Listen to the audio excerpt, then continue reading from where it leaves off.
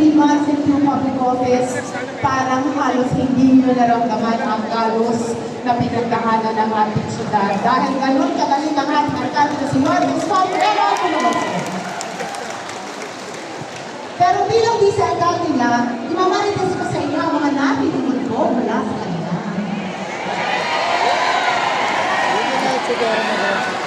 Dahil alam ko, narinig ko sa kanyang mga kinukwento na talagang prioridad niya ang mga guro, mga prinsipal, at lahat ng mga tumutulong sa educational system ng ating lungsod. Kaya konting tulong na lang at tatangos na muli ang inyong mga ilong na kayo ay nagbibigay ng buhay niyo para tumulong sa mga kabataan dito sa Maynila. Narito ako para ipakilala sa alkalde. Alam ko mahal na mahal ninyo. Pero, sa totoo lang, ang aming tambalan nag-umpisa nung kami bata pa. 23 years old pa lang po si Lorne, nakapulot na po ako sa kanya. Dahil, noong mga panahon na siya tumatakbo bilang konsehal sa Tondo, ako naman po ay nire-representa sa aking ama. At doon ko po siya nakilala at nakita ang kanyang puso, na ang kanyang puso ay totoong tapat, ang kanyang puso ay tunay na nakikinig sa mga Manilenyo, at siya ay matapang na talagang pinaglalaban tayo. Kaya, siya ay naging isang magaling na konsehal, isang magaling na vice-alkalde, at isang magaling na alkalde. Kung masasabi mo nga, huwag nilang susubok sa akin naman, pero siya, ang pinakamagaling na naging alkalde natin dito sa Maynila.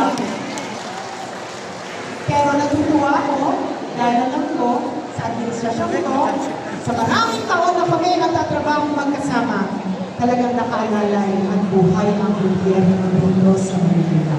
Kaya iwan ko na po itong mikropono ko para ibigay ito sa ating pinakamamahal, pinakamagaling, at pinakamaasahan na alkalde natin dito sa Maynila. Ang ating pinakamamahal, si Yorme Isko Moreno Dumagoso.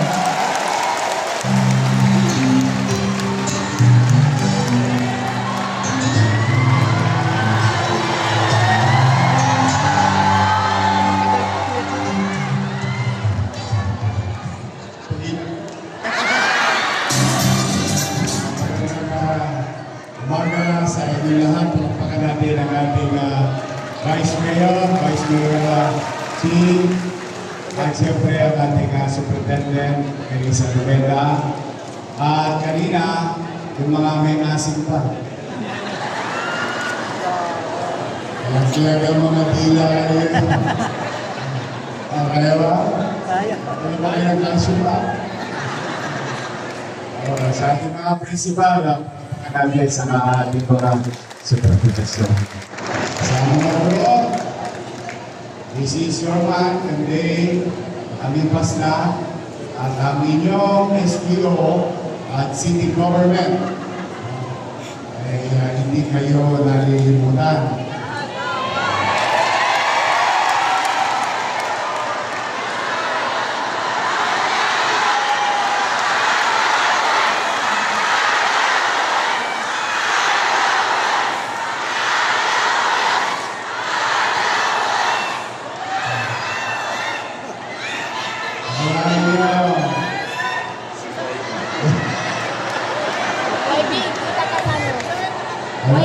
April, Mayo,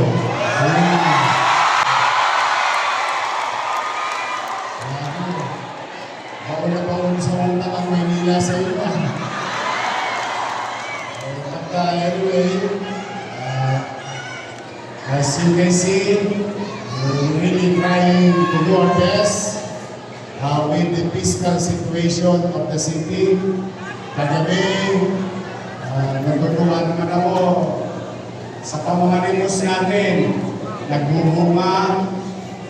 Last night, we just lighted the entire 4.1 kilometers, 1,162 lights, at 24,000 lumens covering 32 barangays. At nakuha natin for free 20.8 million pesos. para maging ligtas lamang ang mga nagmamaneho. Grabe yun, may asin pa yun, ha? Para maging ligtas man lamang ang mga mahal natin sa buhay na nagmamaneho ng 4 na gulong at 2 gulong sa loob ng Skyway. At sino mang dadamo sa Manila. And recently, we've been receiving a lot of donation. Marami tayong kinakaharap internally, physically, but rest assured, whatever the city owes you, ilis na yun sa tubig yan, kung di mag-alala. Sarot. Then, salamat lang na.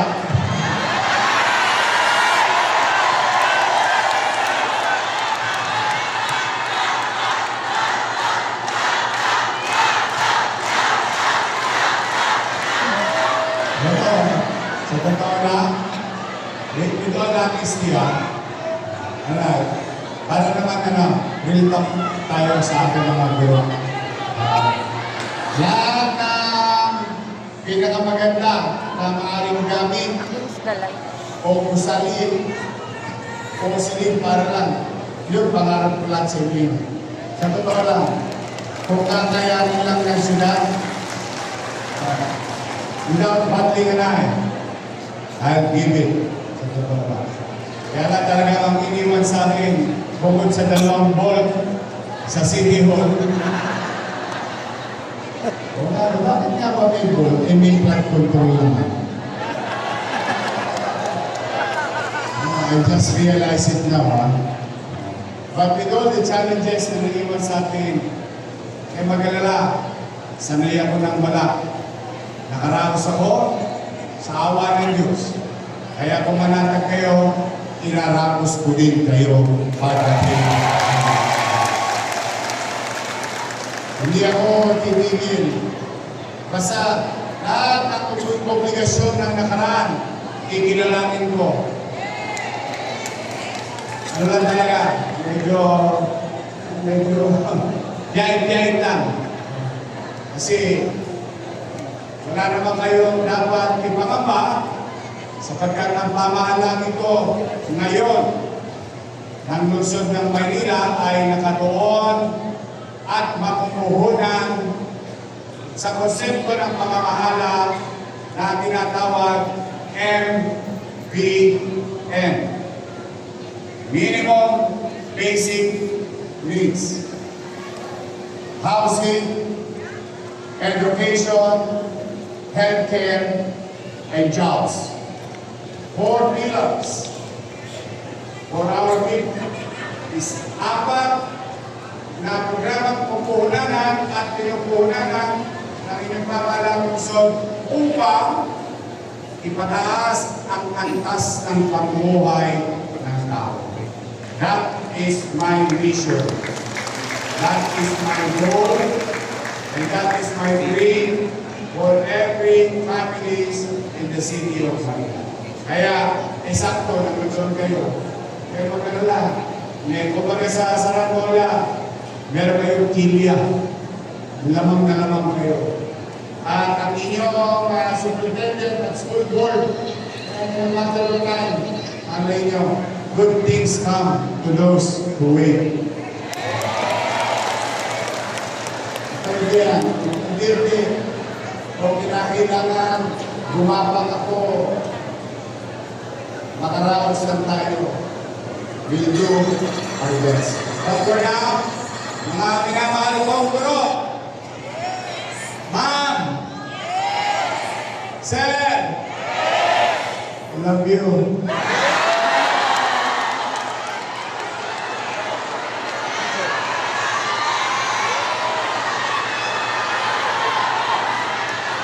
Ma'am, Sir,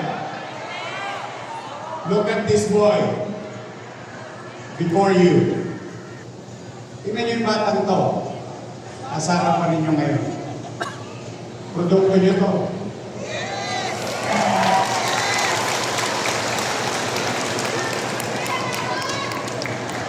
Tulungan Center, Rosario Almario Elementary School, Tondo High School. This is your product. Why am I saying this? Marami kayong mga mag-aaral sa silid-aralan. Minsan tulala. Lagi. Kasi nagbibilang ng Pretty Bird. Dahil umiikot na ang paningin niya kasi hindi siya nag-almusal. Hindi siya nag-dinner. Pero pumasok siya sa classroom. Pero pumasok siya sa klase ninyo. Kaya pag nakakita kayo ng atabs, ganyan na. Nag-iisip ng Jollibee yun. My point is, who would know? Sino ang mag-aakala ng isa, dalawa, o ilan man sa estudyante ninyo na inyong ginabayan sa buong buhay ng pag-aaral nila ay pwede maging mayor ng Maynila.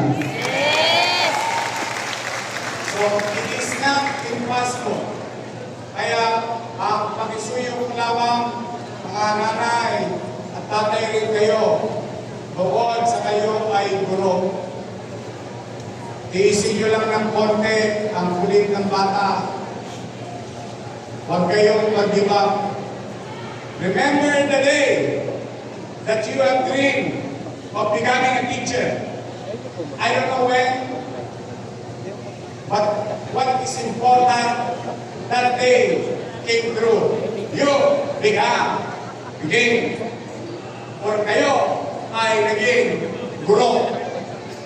Nagkamit ninyo ang inyong pangarap na komisyon. At you know, your reason alone why you wanted to teach. Gusto kong ibalik ninyo at isa puso ninyo ang kahalagahan ng pagiging pangalawang ina, pangalawang ama ng inyong pag-aaral. Umaasa kami sa inyo.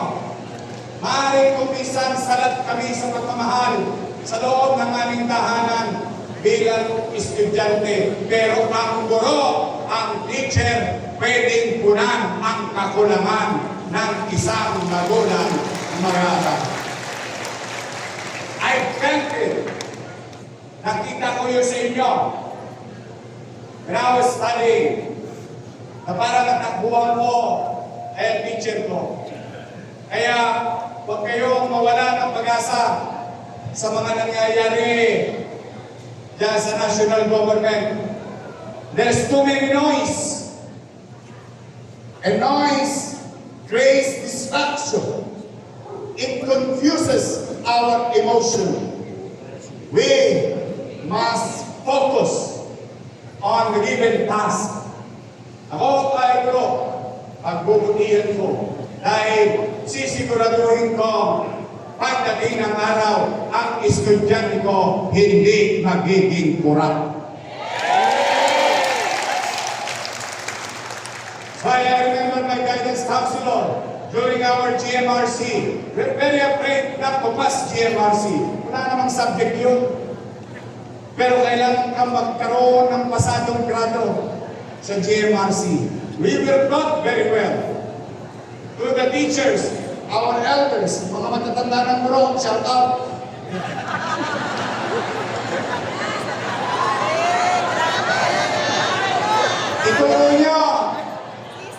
Ituro nyo, gabayan ninyo ang mga bago at magagandang gwapo nating guro sa ngayon. Ano tayo noon? Primo, nung araw, pag ang teacher, hawak ng chalk, simulan tumalikod at tumarap sa pisara, tahimik na ang mag-aaral. Ngayon, Ngayon, Kaharap na teacher. Eloy. Ano na po? Masyadong naging spoiled ang mga estudyante. Yes. Sa mga magulang na nakikinig, huwag kayong maging mas marunong sa ating mga guro pag nasa loob sila. We have certain level of discipline that we receive, which we were tortured and molded. And today, I still remember those type of discipline. It made me this way. Dito lang ang sabi. Ito, ito. Susulat na yung salita. Napurot ako ng teacher sa singit. Hindi ka nga lang, hindi ka marunong. Napato na rin ako ng pagpura ng kasama. Nahihila na rin ang patilya ko. Those were the days when we respect our teachers. So to the parents, let the teachers teach. Let them do their job. To our teachers who are here, continue. Go way forward. Always innovate. Basta kami, kahit wala kami tsapi, ay tukod na paggastos ng Maynila. Kakampi ninyo ang pamahalaang lungsod ng Maynila. So, sa mga bro, ma'am, sir, maganda, allowance na.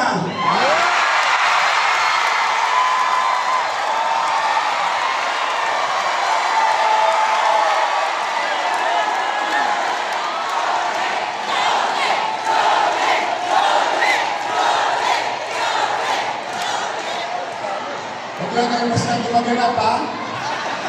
Basta, ginagawin ko.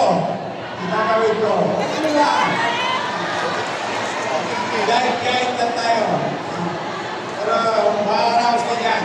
But whatever I owe you, as your mayor and your city government will be recognized. We will recognize. And we will fulfill that kind of obligation. So sa inyo lahat, Happy Teacher's Day!